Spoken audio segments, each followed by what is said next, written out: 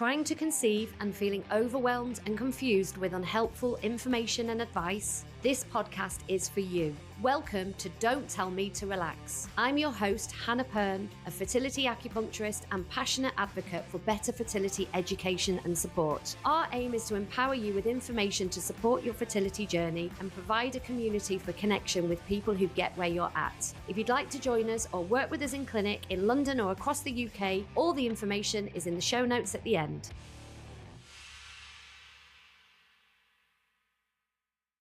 This podcast is sponsored by Invivo Healthcare, the human microbiome company restoring human health and ecology with seamlessly connected testing, supplements and education. The Invivo team of scientists and practitioners work alongside healthcare practitioners to expand their expertise. As pioneers in testing, Invivo Ecologics range delivers a unique insight into the gut, vagina, oral and urinary microbiomes with unparalleled detail and accuracy.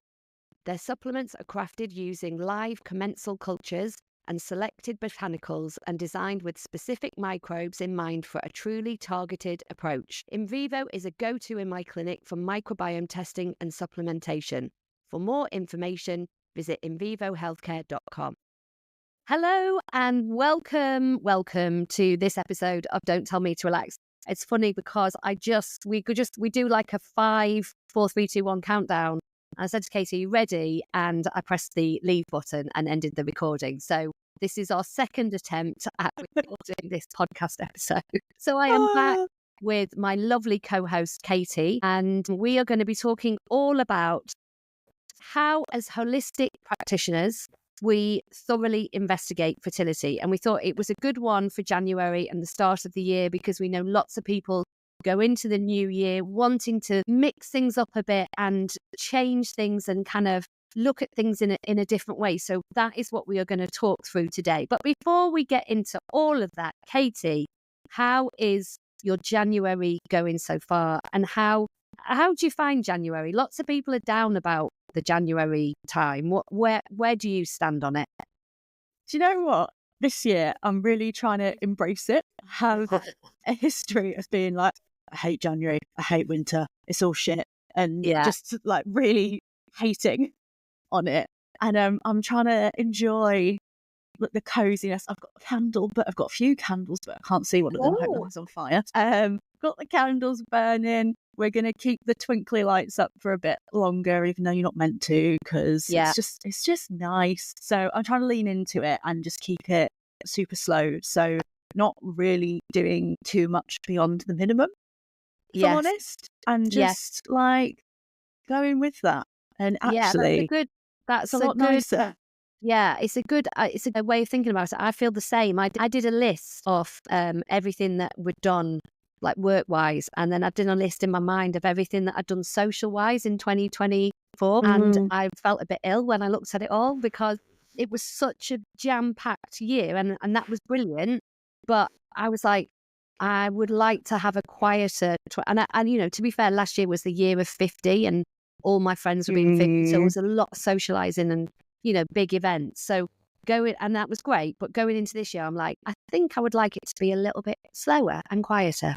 I feel very similarly. I was saying to someone the other day, you know, the Roadrunner cartoon that's like running, and then it like falls off and it's still like running. And I'm like, I kind of felt like that's what last year was in terms of it was amazing and so much great stuff happened, like work-wise, personally, but I'm also like only just catching up with myself.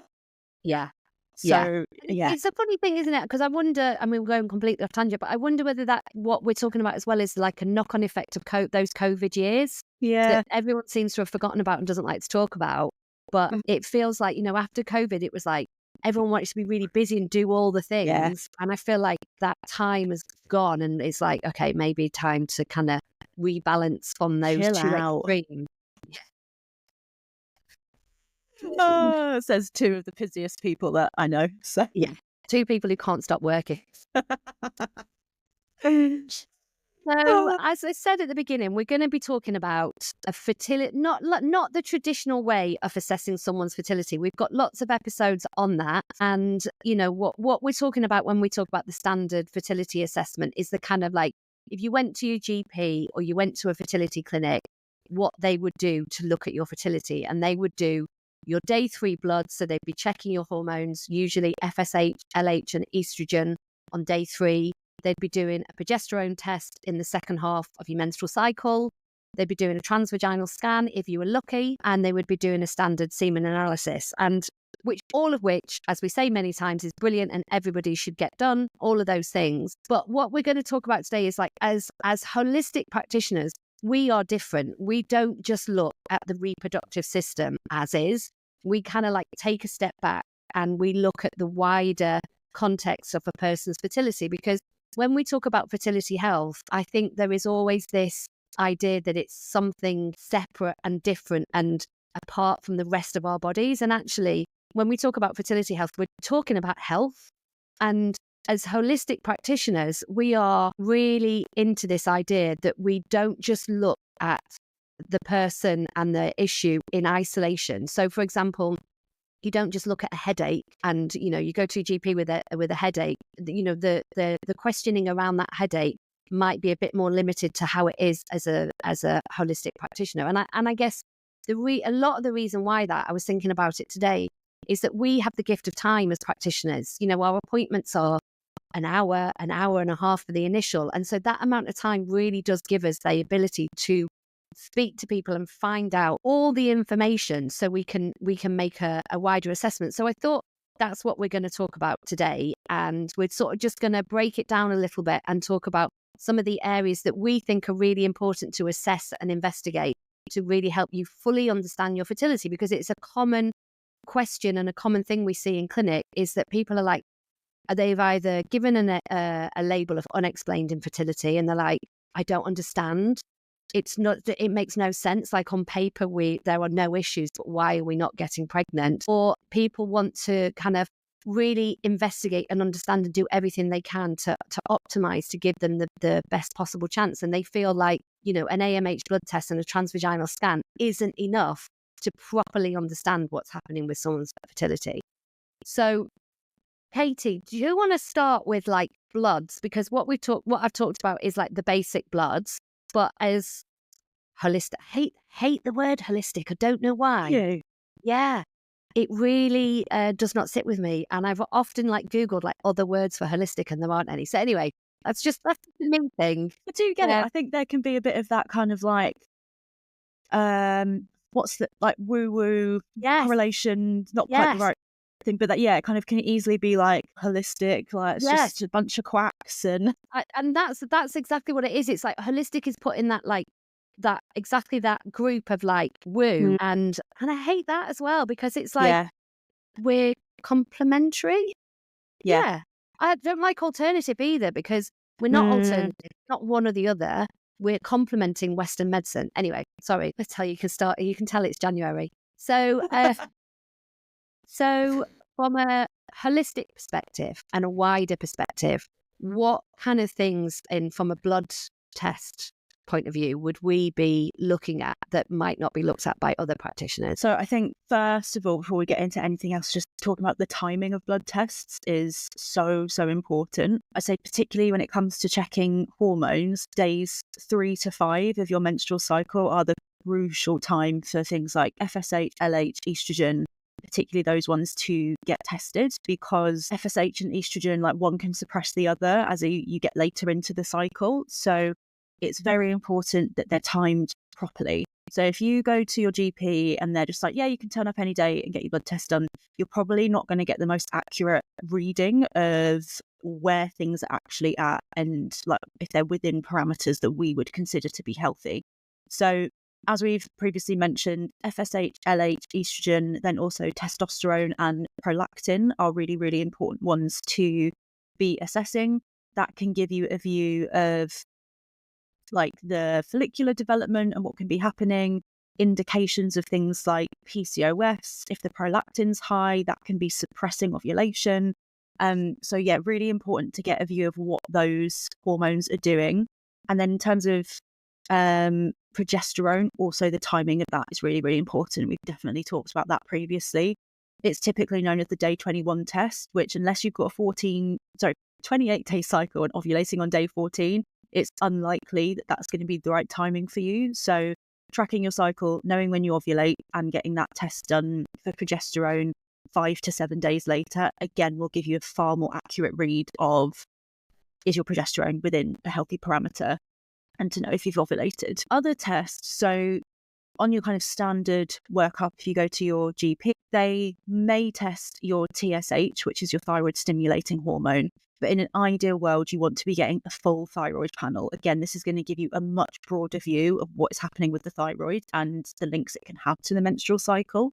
So if you get your TSH, so thyroid stimulating hormone, your T4 and your antibodies done as well, then that's going to give you indications. Is it underactive? Is it overactive? Is there any autoimmunity going on there? Because that's a really important thing to be addressing if you've got fertility problems and there's this underlying autoimmune issue. So they're kind of some of the big hitters. And then alongside that, having your iron tested. I literally saw someone posting on Instagram earlier today, who you've had on the podcast, saying that iron's one of the supplements that she so often stops people taking, because you really need to have it tested to know if you should be taking it or not, because that can influence how the thyroid works. And also vitamin D, to have that tested in the winter months here. I mean, we're recording this on a cold day in January. It's probably going to get dark in like an hour.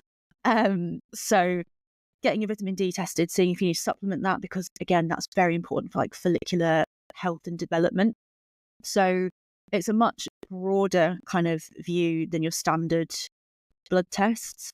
Also, getting things like AMH tested can be useful, but I'd say that's often more useful in the context of someone preparing to go into IVF. For kind of your first lot of blood tests, it's not always the be all and end all, and not an indication of you're going to hit menopause next week or anything like that, which I think it so often can be viewed as. But it can be a helpful one to also get tested.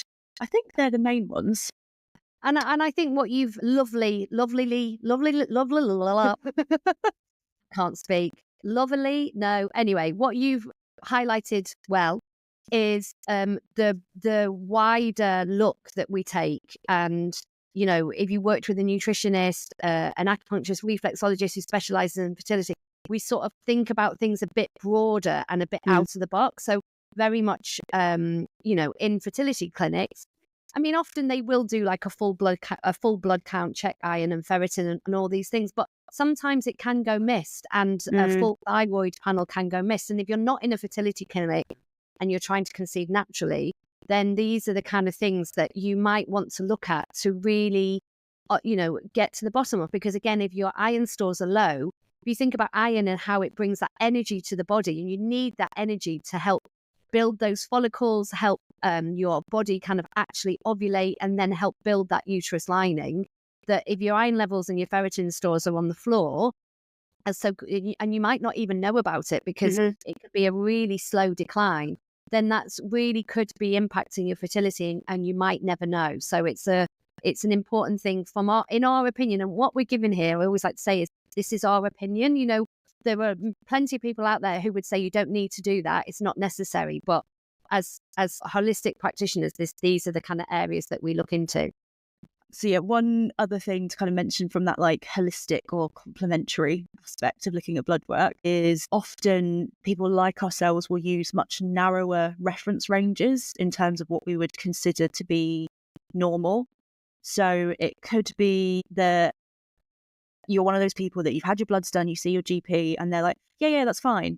And you're like, is it? But actually, if you're thinking about fertility, but I would also argue for overall health, the parameters that we use are so much more narrow and far more optimal for where people are actually going to get good reproductive and overall health as well. Yes, exactly. Because a lot of the ranges are for the majority of the population. Yeah. So they have to be wider. And yet we know that like a lot of the time, especially things like iron, vitamin D, if you're at let's say vitamin D, if you're at the bottom of the vitamin D level, which is huge, the vitamin D scale is massive, then we know they are not optimal for your fertility. Actually, you want to be in the upper third of vitamin D. So it's really important that you know, this is kind of like what we're trying to emphasize with this episode is like taking that look, like a little bit of a deeper look. And, you know, when you've been told that something's fine, to not always take that at face value, because I was having this conversation with somebody who phoned up for a discovery call yesterday, and we were talking about, there's so much in the press about how women's health is so poorly treated, and it's important that we are educated to advocate for ourselves, and we are going back and asking for second opinions, and we're asking to see our results, and we're saying, well, actually this isn't good enough, I want it to be better, I want my vitamin D's, and this is why I need to know it. And that is kind of like what we sort of have to do, because it's clear that if we are relying on, no offense to medical professionals, but it's the system, if we're relying on the system to kind of give us that information, it's not able to. So we sort of have to do it ourselves. So, it's why we do this podcast. So that's really brilliant to think about the optimal rather than the, you've told all your lab tests have come back as being normal. I completely agree. And just sort of following on from that, is there anything else you want us to talk about with bloods, Katie? Because I was going to move on to scans. I don't think so. I think that's kind of covered. Okay. So again, in terms of scans, I would say it's really important to ask and push for a scan, and sort of those investigations. And actually, we have got an episode that might come out next week, because I think it will be well timed with this, about what the different types of scans are and what they're investigating and when you need to go for those scans, because often people are not offered the right scans. They're sort of fobbed off with a very quick transvaginal scan and told everything looks okay, or they have surgery and there's no follow-up with the scan to check that the surgery has been effective. So we have this a lot when people have got issues with their lining and they've got scar tissue, or they may have suffered a miscarriage, and then there's sort of no follow-up to check whether there's been any lining damage or any retained tissues that could be impacting their menstrual cycle or what's happening in the future. And these are the things that, unless you know to push for them and ask for them, they can really impair your fertility. So again, starting with a transvaginal scan and then moving on to a hycoxia to check the patency of your tubes, and really making sure somebody's having a proper look at the actual environment is really important. And it is so often missed or not investigated properly. And again, a bit like we said before, and as I was having this conversation with the lady last night, is going for a second opinion. If you're still having issues and you feel, and you've been told everything's normal, how many people have we worked with, Casey, who have bleeding and they're told it's normal, it's just part of your cycle, and they have a scan and they're like, there's nothing there, and then they're left and they feel really like, hang on a minute, where do I go next? I mean, we see that all the time in clinic. Too often. And so, going for those second opinions and going back and saying it's still happening, and like pushing a bit harder. I'm not saying harder because I'm making it sound like, it's your issue, but, just kind of having the confidence to go back and say you're not happy with how things have been is an important part of getting the right answer and the right investigations. Yeah, I think it's the confidence about it, being able to advocate for yourself, isn't it? And not being afraid to speak up and feel like, if you feel like there's something going on or you feel like something's not right, then I would just say it's always worth investigating and getting that second opinion if someone kind of just helps you. Yeah, because that's the thing, isn't it? It's like, if you're not looking at it properly, and but the number of times that we sat with people and they're like, I wish someone had told me this a year ago, I could have done something about it, because they were sort of told everything was fine. And that is the reason why, we can sort of spend the time to really ask people, has it been followed up? Do you still have symptoms? Where are you at with the GP? Have you been back to the GP? I know, here's a letter, and sort of giving that kind of like confidence to kind of, go back again and try again in a different way. Or, if you've got the finances, referring people privately, using your private health insurance, all of those things is an important part of getting to the bottom of it, and not being sort of, not taking everything's fine as everything's fine, because yes, of course, a lot of the time it is, but a lot of the time it isn't. And it's important, if you don't feel happy, exactly like you said, is to get it investigated again. Yeah. So when it comes to men and investigating men, again, we talk about this. We've got lots and lots of episodes on this. But again, like, how is it different, the way that we approach it to, how it might have been approached previously? Well, I think just the fact at all of acknowledging that there may be a male factor issue is probably like a really big point. Like so often the onus of fertility issues just immediately gets put on to women because it's more present with a menstrual cycle, and you can kind of see or get a feel for what's going on in terms of fertility with how a menstrual cycle is presenting. But with male factor, unless it's tested, it's much harder to know. So I think just testing at all, I guess, is different.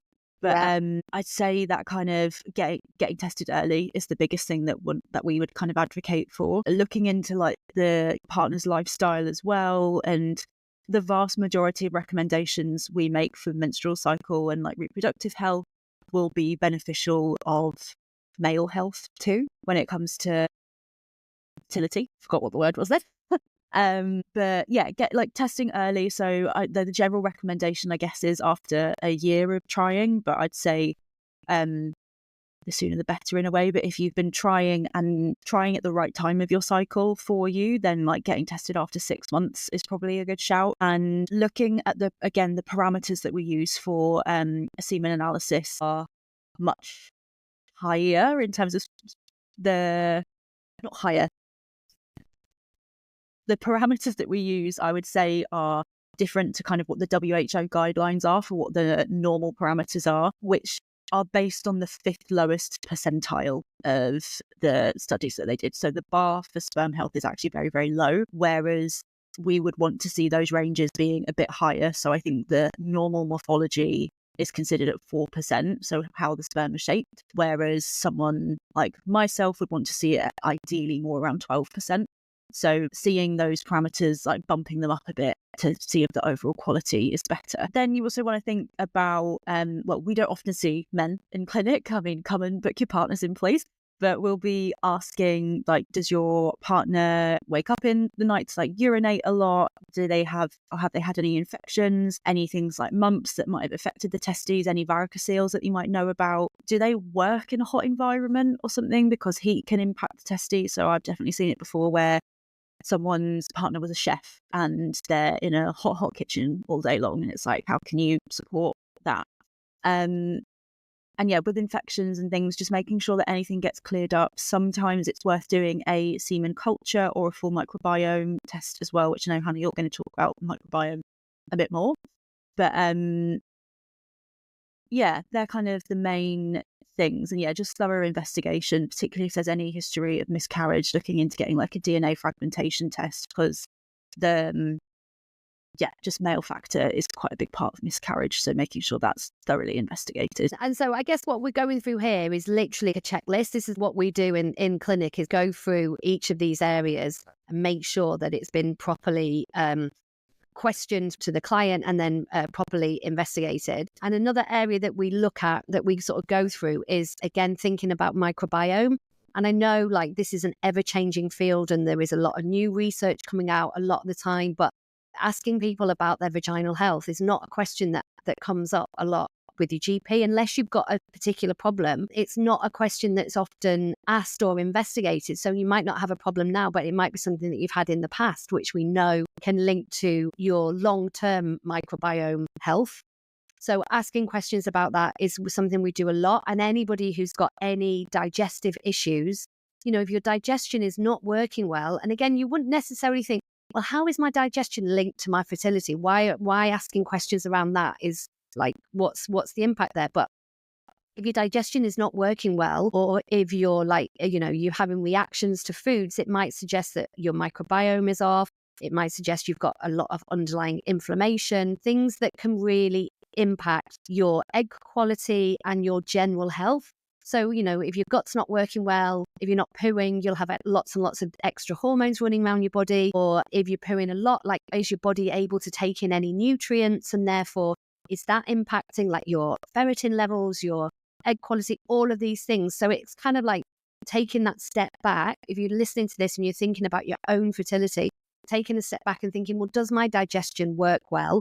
And if you want to find out more about digestion, we've got a whole episode about what does good digestion look like. then it's a really important area to think about. And again, Katie, we're going to say something about nutrition because that's another area that comes up a lot. And it was only at Christmas I was reading in the paper about there's been a massive rise of people supplementing and getting pins and needles in their hands because they've been taking too much vitamin B12 or B6, I can't remember, but it was one of the B vitamins, and it was causing peripheral B6, because neuropathy, is it?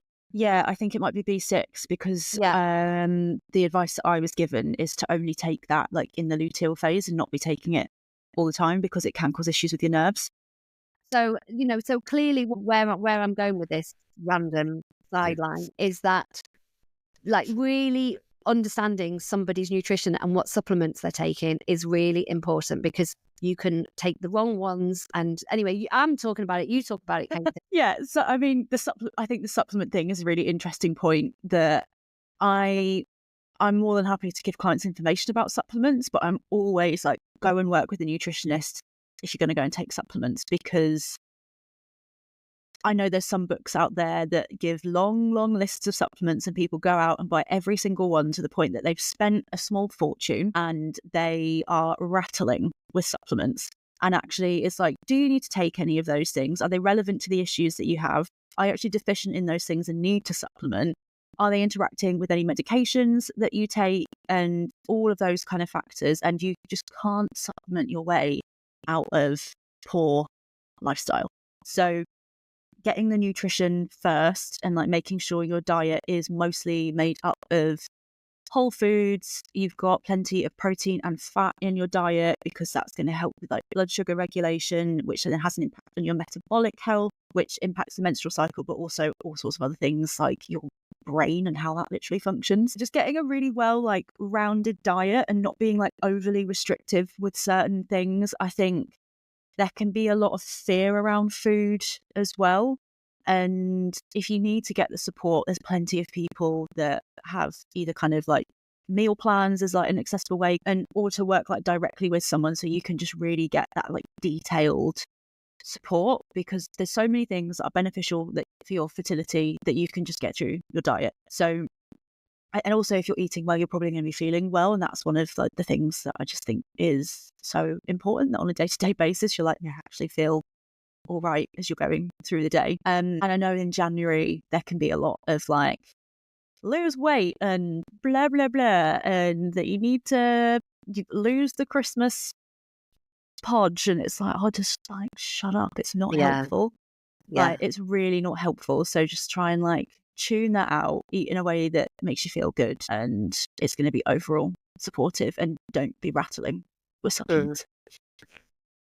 Yeah, I think also one of the areas that we look at and we spend a lot of time questioning someone on is around the stress. And I know this podcast is called like, Don't Tell Me to Relax, and I'm not going to tell anyone to do that. But, really taking a proper assessment with somebody about how their stress is and how it manifests in their body, whether it impacts their sleep, whether it's impacting their digestion. I mean, stress really does go to every single cell in the body and can impact so many things. It's important that somebody, I think, you make a sort of honest assessment of it and you really discuss it, because I think a lot of people might not necessarily realize that that's how their stress is showing up. And I think it's not about telling someone to not be stressed. It's about discussing ways that they could like address it, what is practical, what is reasonable, and spending some time on it.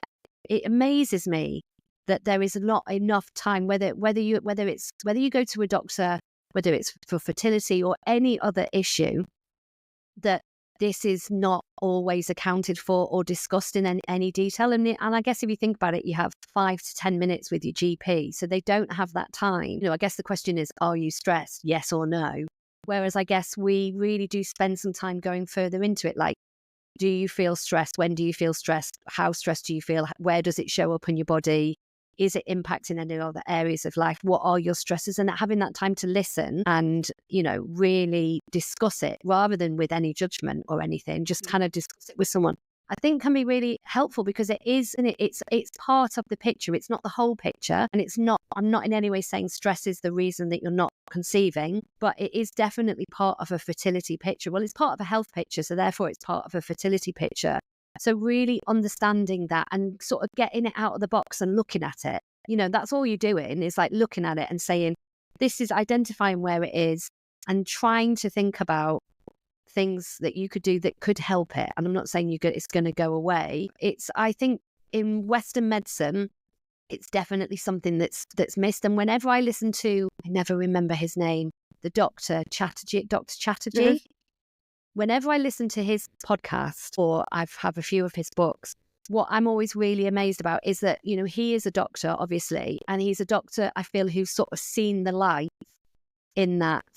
What his whole premise is based on is that there is more to medicine than medicine. Like, and I mean that in the Western sense. There's more to medicine than giving out prescriptions and sort of, operations and all the very clinical side of things. And I think that that's kind of the journey that he's gone on. He takes a look at the wider things that impact our health. And I think that's what we're saying in this podcast episode is like the wider things in exactly the same way that can really impact your health and therefore your fertility. So Katie, do you want to tell us about tracking? Because again, this is another area where we have that gift of time to spend talking to people about it. Yeah, so often you'll go to a GP or be at a fertility clinic, but like say you're at your GP, like are they even asking you, do you know if you're ovulating? Like how are you tracking that? Often GPs don't have this understanding of tracking the cycle, what that can look like. I've definitely heard it before where people are being treated for like yeast infections multiple times a year when actually it's cervical fluid, because even sometimes GPs aren't aware of or considering that as part of the picture. So, and then conversely, at a fertility clinic, like they might not even ask you if you're tracking because they're going to completely control your cycle. So there's not the same need to be tracking. So we have, like Hannah said, the gift of time of being able to go like, are you tracking? Tell us more about when you're ovulating. What is your bleed like? How long at each part of your cycle? And getting a view of what your cycle is telling us about how we can help you. Another thing that we do is we will ask you about your sex life and ask you how much you're having sex. Are you having sex at the right time of your cycle? In the app that I get my clients to use, we talk about getting hearts on the charts, which isn't me being a pervert. It is me being like, are you actually timing sex when you're seeing mucus, when you're in your fertile window? Because the other thing is, if you're not sure when you're ovulating, you could be having all the sex and then stopping at day 15, but maybe you're not ovulating until day 20 and you're just missing the window altogether. So we want to make sure that you know when you're fertile and you are having enough sex, depending on your various like circumstances, if it's like a low semen count or whatever, that you're timing sex accordingly to try and get pregnant. So we can really get into the detail of when you're fertile in your cycle, when you're not fertile, and what all the different things tracking can tell us. And then that way we can give support accordingly. And the tracking, well, as you know, I'm a bit obsessed with it, and it can just tell us so much. So if you have started tracking, come to your appointment with your app and we can look at it and with any charts that you've done yourself on paper, and it's really helpful info for us. Yeah. I've had lots of people who said I took my charts to the GP or I took my charts to the fertility clinic and they didn't want to see them. Mm-hmm. Whereas, we really want to see them. We encourage you. We really want to see them. We really geek out about that information because it tells us so much about how your body is working. But I guess, it's just, I guess what we're showing here is just a sort of the difference in our approach and how we can really help you understand a bit deeper about what might be going on and where you can make improvements, because that's ultimately what people want to do, is they want to feel more in control and they want to feel like they've got a better understanding of areas that they can make changes to help give them the best possible opportunity. And I feel like a lot of the time between a GP and a fertility clinic, you're not getting that information, and it can feel very sort of medical and very focused on your reproductive organs only. And what we do is kind of, take a wider step, as hopefully we've got across. I mean, we literally do have a checklist. And I guess The other thing to say before we go is that the checklist does change depending on where you are at in your journey. So I think it's important to say that what we're talking about here is like, this is like the first step. So those people who are starting to try, they're starting to try naturally. Maybe they've been trying for a while and they want to like, think about things in a different way. They want to investigate. It might not be happening. There are deeper levels of investigations that nutritionists and acupuncturists and reflexologists would do depending on where you further down the line. So, I'm thinking here around stuff around immune systems and, when you've been through loss. So a bit more sort of complicated and further on, or IVF failures, there's even more digging that we can do. But what we're talking about here is that kind of first line approach for those people who are, maybe a year in. And just to say, there is actually a checklist, and if you want it, it's in the Facebook group. So if you're not in our community, then the link is at the end of this show, and you are very welcome to join and have a look at it if that's helpful to go through it. Katie, it's been so lovely to see you again and podcast again. Nice being here. Anything you want to say before we go? No. I should say something, but I'm like, gonna stay here in my blanket with my water bottle. You're in your January energy where less necessary. You don't need to give out the energy. Really leaning in. I love it. Well, thank you, Katie. And I hope this episode, as always, has been helpful. If you have any questions, you're always welcome to message myself or Katie. And obviously, we're in the Facebook group if you want to reach out to us in there. And obviously, don't forget to follow us on Instagram. So we'll see you next week. We hope you have found this helpful. If you'd like more on fertility education, please see our Teaching to Conceive free course linked at the end of the show. You'll also find the link to join our community. For more personalised fertility support, you can work with us one-to-one in clinic and online. You can book a discovery call to find out more.